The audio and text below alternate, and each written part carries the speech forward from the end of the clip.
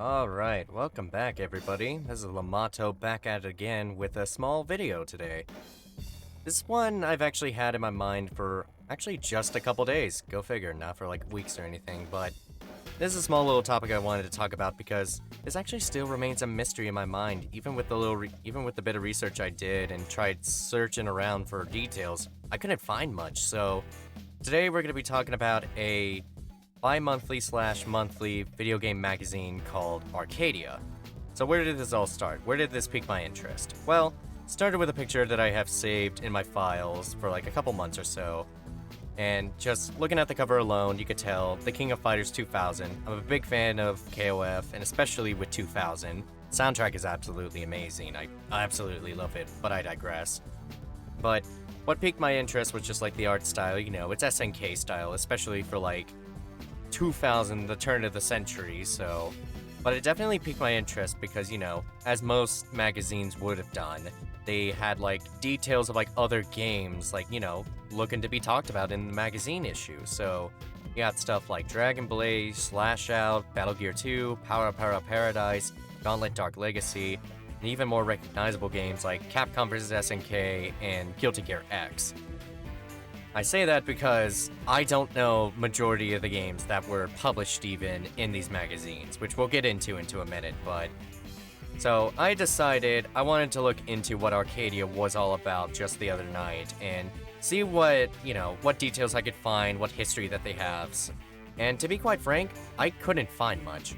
I don't know if it's because it's just a lack of information just spilled out across the internet, or it's just really tucked away. I'd probably have to buy that information, but... Just looking on the Wikipedia of it, it gives us just a brief explanation of a brief history of what Monthly Arcadia was. It launched on December 8th, 1999, and published by Interbrain.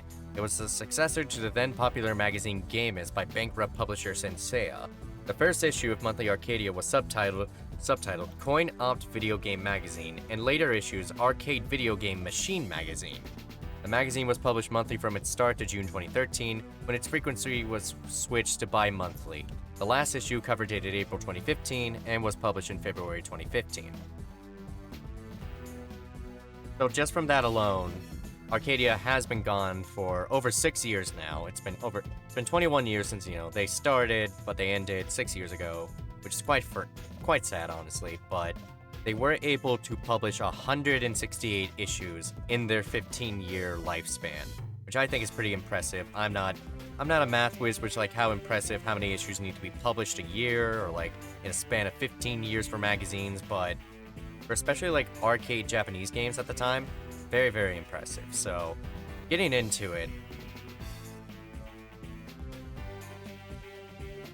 the website that I picked up, the cover issues all the way from 1999 to 2015 is on RetroMag.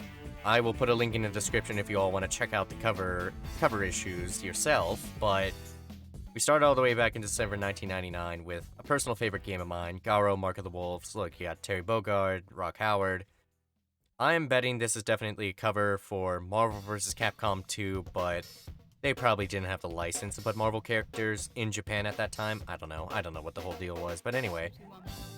Then we get into other stuff. Metal Slug, Guilty Gear, King of Fighters, Capcom vs. SNK 1 that was about to come out.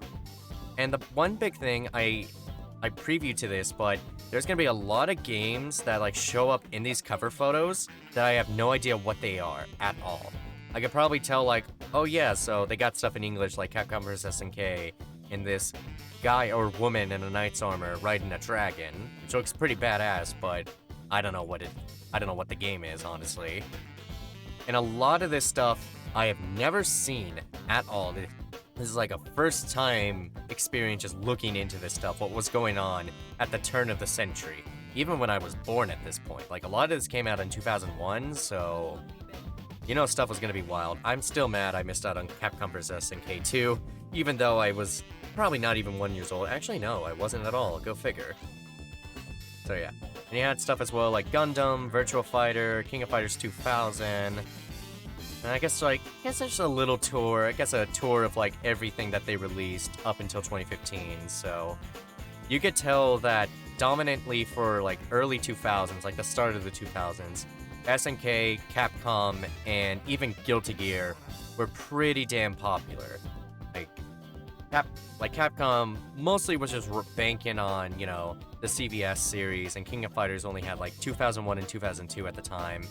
Guilty Gear had 3 games, which were Guilty Gear Slash, XX, Midnight Carnival, Reload, even Isuka at the time as well, more Gundam, CVC Chaos, SNK vs. Capcom, which sadly, I won't say killed the series, but it's basically the last crossover we had ever between the two companies.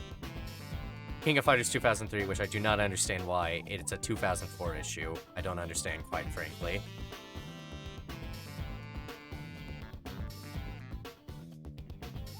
And just moving on, just like, Capcom Fighting Jam, King of Fighters Neo Wave.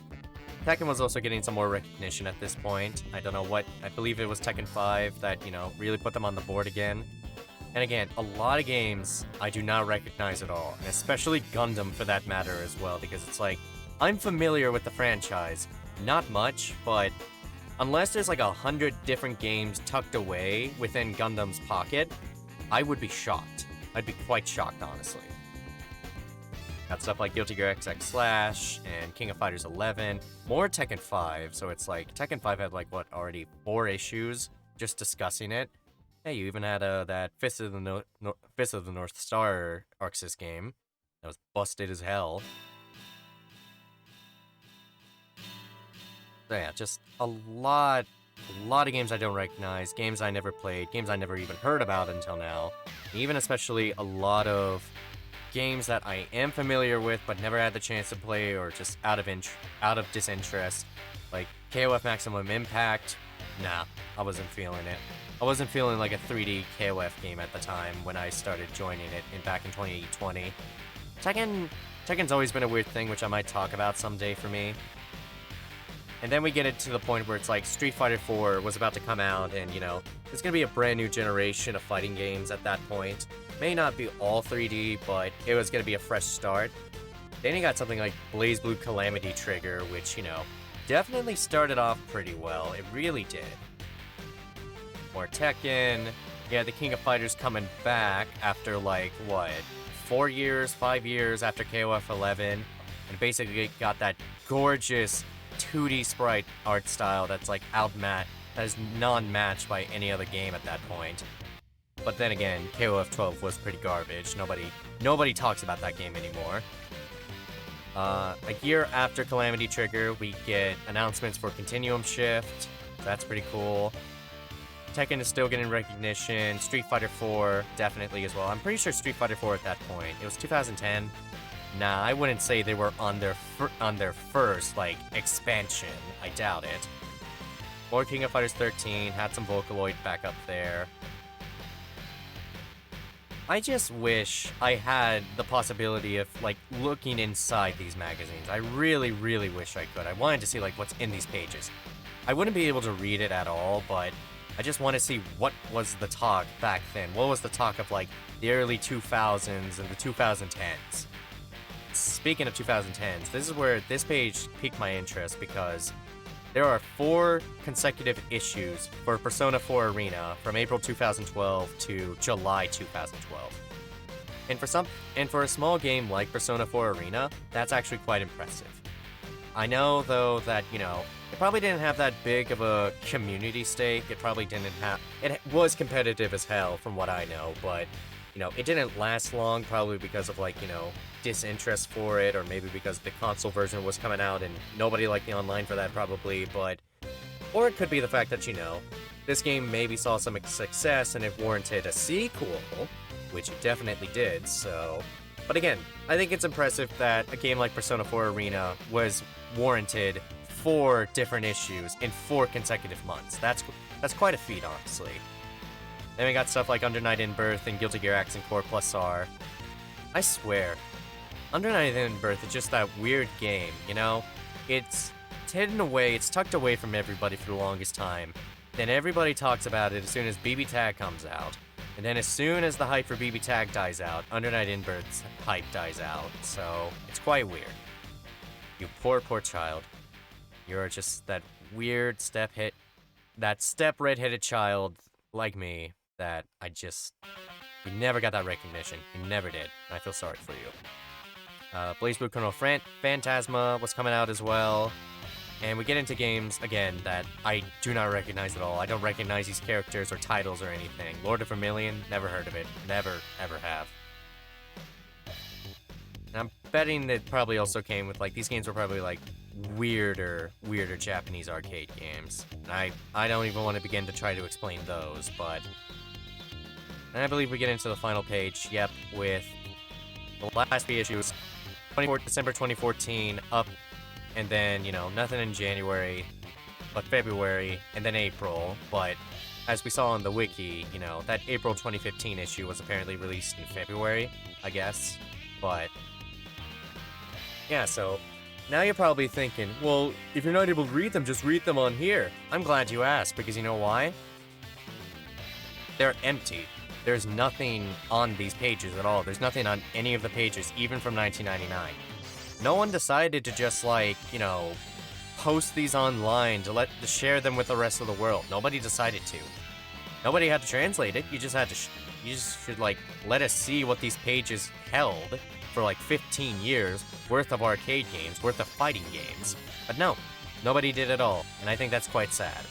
It's quite sad that nobody outside of Japan will be able to experience just, like, how popular maybe these Arcadia magazines were.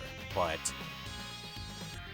So, that's all I really just wanted to talk about today, was just, like, this weird mystery of this video game magazine just, like, I guess disappearing in 2015, especially when games like Street Fighter V, Blaze Blue Central Fiction, Guilty Gear Xrd, and even Tekken 7, I believe, were just, like, they were almost just around the corner, but Arcadia was gone. They weren't going to be around to talk about them anymore, which is sad.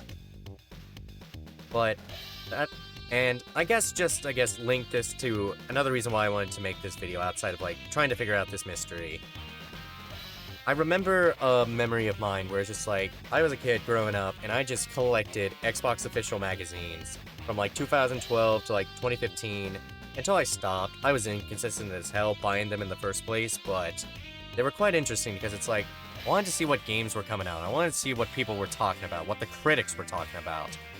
And it's quite fun, and that's why I wish I could do this with Arcadia. Like, I could look through these pages, but I sadly can't, so... And if anybody has any information about this magazine, about these magazines, and just, like, you know, where we could find information, talk it into... Like, you know, leave a comment down below and just, like, you know, maybe help solve this mystery. Help solve this mystery of Arcadia, because I don't know how many other magazines are out there these days talking about video games anymore. Because, you know, something like arcades are dying out at a fast pace, very fast pace, because of COVID-19. And even then, magazines in general have kind of been fading away from life itself when you think about it.